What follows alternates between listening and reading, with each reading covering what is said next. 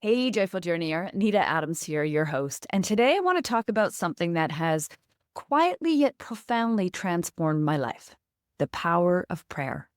Do you pray? And if so, what does prayer look like for you? For me, prayer has evolved significantly over the years. When I was a young woman, prayer was something I felt I had to do. Not doing it was said to be sinful. I remember kneeling beside my bed, asking for forgiveness for all my sins. Some I didn't even understand, and reciting long lists of blessings.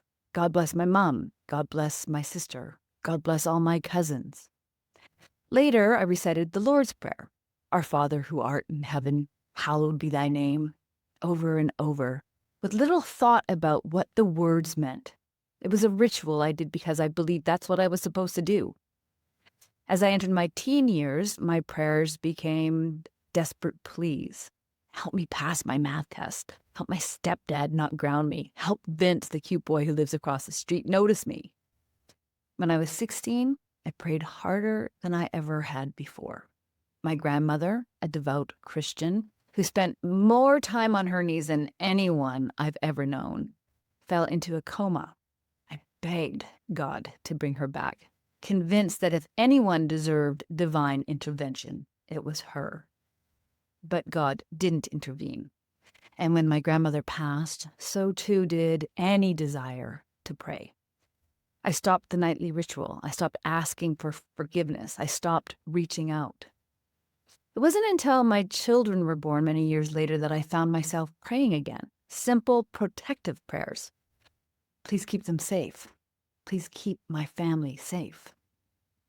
Even then, I never considered that prayer could be more than asking for protection, forgiveness, or blessings. I never thought of prayer as a means of building a relationship. That realization came much later, and quite by accident. It started with walks in the woods. I was going through a particularly stressful time, and walking in nature helped calm my anxious mind. One day, as I walked through the forest trails, I began speaking aloud, venting my fears and frustration. And then something happened. Over time, those lamentations turned into expressions of gratitude. I began noticing the beauty around me: the rustling leaves, the dappled sunlight, the bird song. And I started thanking God for those moments. I thank God for the blessings in my life, big and small. And as I spoke my gratitude out loud, something in me shifted. I felt a warmth grow in my chest, a lightness, a sense of peace. And then unexpectedly, I felt God's presence, as if I wasn't alone on those walks. That feeling was so strong that I began calling my nature walks God walks. These walks became sacred time. My fear and anxiety began to fade. My sense of gratitude deepened. I felt more love, more calm, more clarity. And then I began to ask questions, not in desperation, but in sincere curiosity. Who am I? What do I really want? Why does it matter? And I listened to what bubbled up from within, not from a booming voice in the sky, but from a quiet inner knowing. This, I realized, was prayer. This was connection. And this is when my relationship with God truly began to take shape. I no longer felt like I was speaking into a void. I felt heard, supported, loved. The message I received again and again was simple but profound. You are loved. You are love. You are the embodiment of love itself.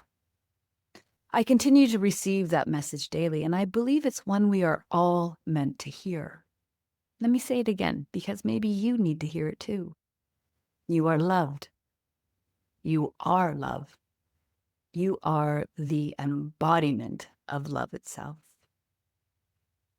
As that message took root in my heart, I began asking God deeper questions. What is mine to do? It's a question I still ask daily, and I listen. I listen to what's on my heart. I pay attention to the feelings that arise, the ideas that surface, the words that sometimes form like whispers in the wind. That, to me, is God speaking. And this is the true power of prayer, not as obligation or ritual, but as relationship, as dialogue, as deep listening and trust. Simply by walking in nature and speaking what's on my heart, fear has given way to peace. Confusion has become clarity. Doubt has been replaced by inner confidence. There's a natural rhythm and flow to life now that I hadn't known before.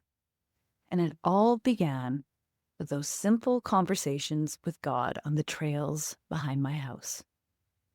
So, Joyful Journeyer, I encourage you, start talking to God, ask questions, speak from the heart, and most importantly, listen. Get curious about who you are and pay attention to what rises up from within. Because to truly know yourself is to know the divine within, and God is within each of us. Thank you for being here with me today.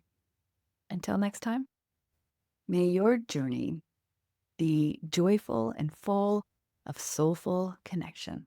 We'll catch you next time.